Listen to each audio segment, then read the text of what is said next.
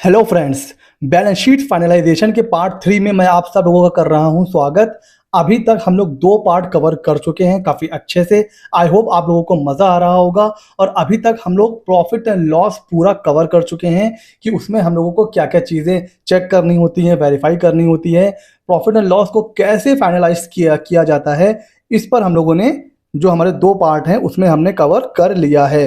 आज इस पार्ट में हम लोग कवर करने वाले हैं कि बैलेंस शीट को कैसे फाइनलाइज किया जाता है। उसके लिए मैं आपको सीधे लेके चल रहा हूं बैलेंस शीट के ऊपर। और बैलेंस शीट में कौन कौन से आइटम आते हैं पहले तो उनको समझ लेते हैं। बैलेंस शीट सर क्या होती है? बैलेंस शीट हमारे साल भर का जो कुछ भी हमने डेबिट क्रेडिट किया हुआ है, जितना भी प्रॉफिट एंड लॉस हुआ है, उन सबका आप कह सकते हो एक तरीके से क्या होता है, मेजरमेंट होता है। हिंदी में बोले तो तराजू होता है। तराजू की एक तरफ रखा होता है लाइबिलिटी, एक तरफ रखा होता है एसेट। ये दोनों साइड हमेशा इक्वल होते हैं, इक्वल होने ही चाहिए, वरना आपके बुक्स ऑफ अकाउंट में कुछ ना कुछ गड़बड़ी है।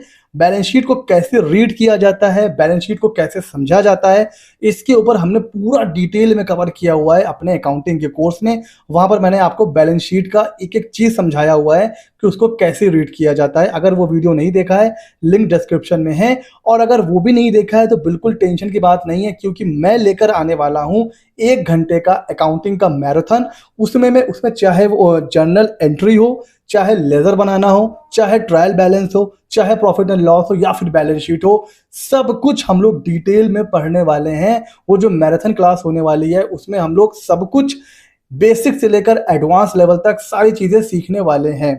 आज मैं आपको ये बताने वाला हूं कि भाई बैलेंस शीट को हम लोग फाइनलाइज कैसे करते हैं। सबसे पहले देखिए कि बैलेंस शीट में कौन कौन सी चीजें कहां पर आती हैं। अपना कैपिटल अकाउंट लायबिलिटी साइड में आ जाता है। उसके बाद अगर नॉन करंट लायबिलिटीज होती हैं तो वो आती हैं। उसके बाद करंट लायबिलिटीज, एसेट साइड में fixed assets, non current asset and current asset. ठीक है सर, ये करंट नॉन करंट क्या होता है? जो एसेट, जो लायबिलिटीज 1 साल के अंदर मेच्योर होने वाली हैं वो होते हैं करंट, और जो 1 साल से ऊपर वाले एसेट या लायबिलिटीज होते हैं उनको बोलते हैं नॉन करंट। ठीक है, ओके सर। अब इसमें देखिए हमें फिगर को वेरीफाई कैसे करना है। सबसे पहले आ जाते हैं हम लोग लायबिलिटी साइड से स्टार्ट करते हैं। तो देखिए कैपिटल, कैपिटल में अब आपको ये देखना है कि जब वो बिजनेस स्टार्ट हुआ है तो कितनी कैपिटल इंट्रोड्यूस की गई है। 50,000, 1 लाख, 2 लाख, क्या इंट्रोड्यूस किया गया है। ठीक है, तो वो आपको वेरीफाई कर लेना है। उसके बाद कैपिटल में प्रॉफिट ऐड किया जाता है। ठीक है, तो प्रॉफिट ऐड कर लिया जाता है। ठीक है सर। उसके बाद ड्राइंग सर क्या होती है? जो आप क्या मतलब जो ओनर होता है, जब वो अपने बिजनेस से अपने पर्सनल यूज के लिए कुछ भी पैसा निकालेगा तो वो ड्राइंग्स में आ जाएगा, वो कैपिटल से लेस होता है। ठीक है, एकदम बेसिक कॉन्सेप्ट है। इसको वेरीफाई कैसे किया जाता है? सबसे पहले तो मैं आपसे कहूंगा आप एक बार प्रॉफिट एंड लॉस पे आइए और इसका आप स्क्रीनशॉट ले लीजिए फटाफट। स्क्रीनशॉट लीजिए फटाफट। ले लिया सब लोगों ने स्क्रीनशॉट? ले लिया ना? ठीक है, आगे चलें। बैलेंस शीट में आ जाइए और आप इस पूरी बैलेंस शीट का भी फटाफट स्क्रीनशॉट ले लीजिए। लीजिए फटाफट। ले लिया? प्रॉफिट एंड लॉस का आपने स्क्रीनशॉट ले लिया, आपने बैलेंस शीट का स्क्रीनशॉट ले लिया।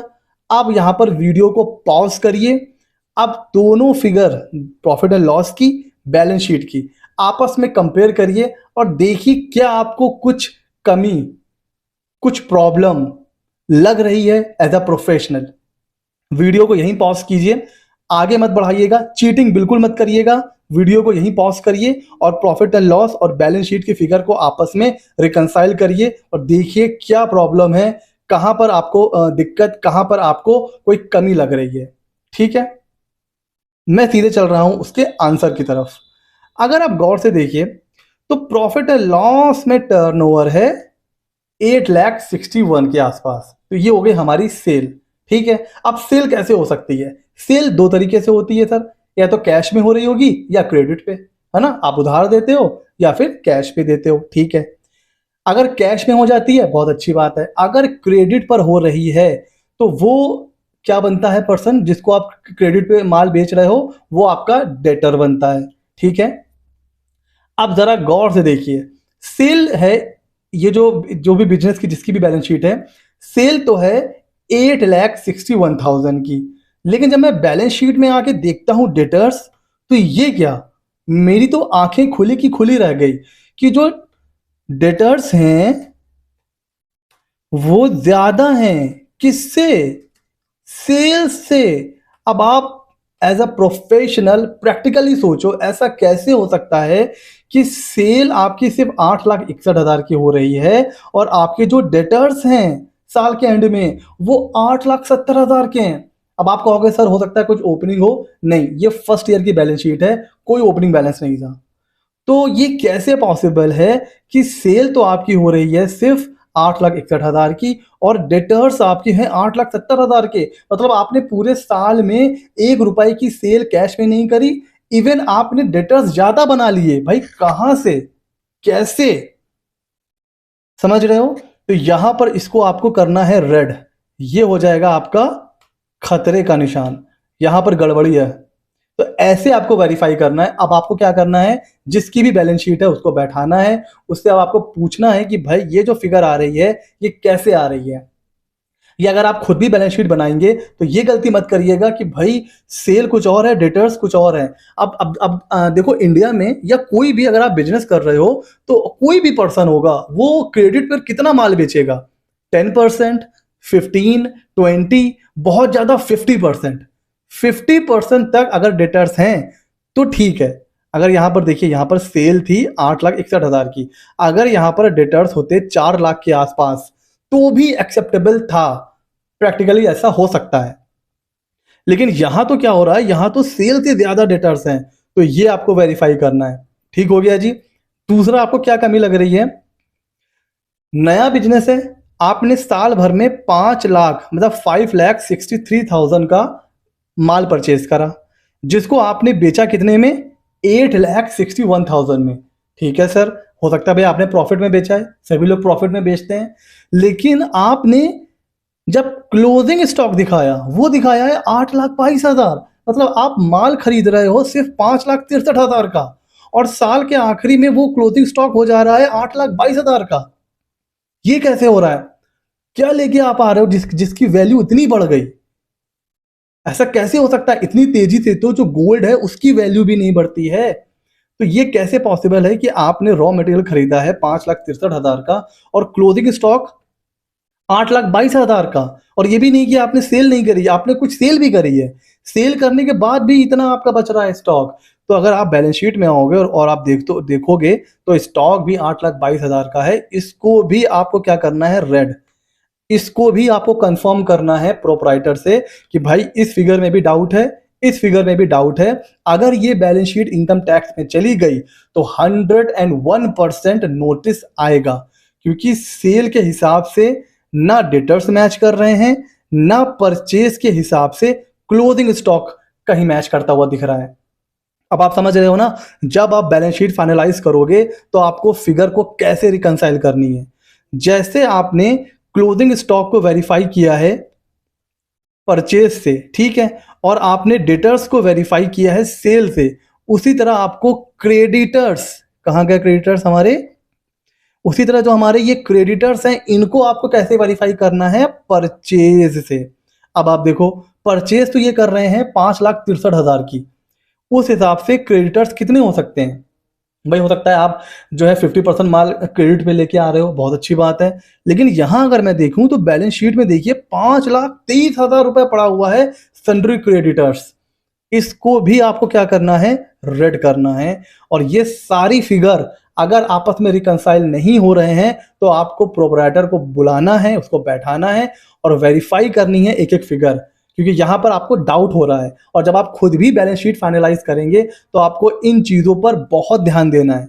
उसके अलावा देखिए क्या होता है, बैंक, तो बैंक में तो कोई दिमाग नहीं लगाना है, जो भी आपका बैंक का बैलेंस है वही आ जाएगा। ठीक है सर, अगर कोई कैश इन हैंड है तो वो भी आप वेरीफाई कर सकते हो भाई कितना हो सकता है कैश। अगर एक पर्सन की सेल हो रही है 8,61,000, तो अब आप पूछोगे प्रोपराइटर से कि भाई आप कितने परसेंट कैश में कर रहे हो, मेनली 20%, 30%, 50%, कितना, उस हिसाब से कैश होना चाहिए।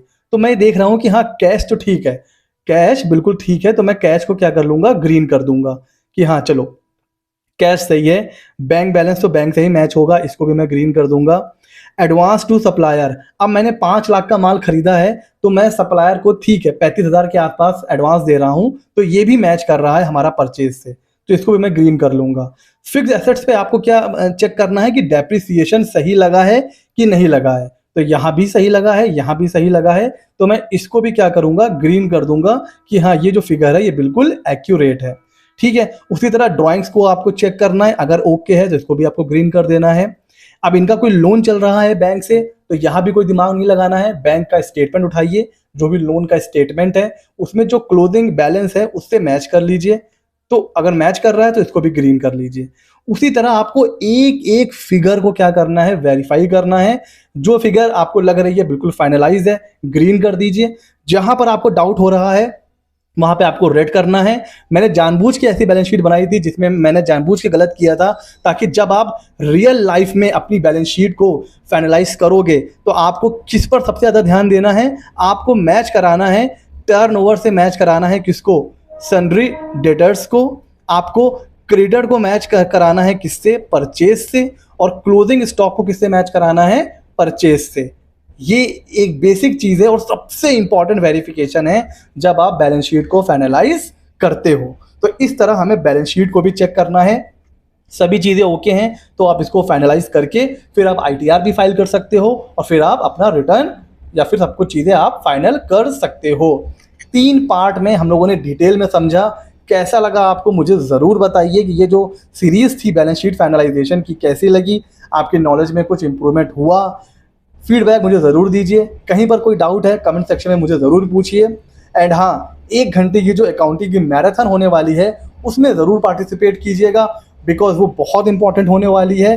बैलेंस शीट फाइनलाइजेशन के साथ अगर आप उसको भी कर लेते हैं तो फिर आपका पूरा कॉन्सेप्ट क्लियर हो जाएगा। ठीक है, इसी तरीके की मज़ेदार वीडियो के लिए मिलते हैं अगले एपिसोड में। सी मित्रा 24 को कर लीजिए सब्सक्राइब।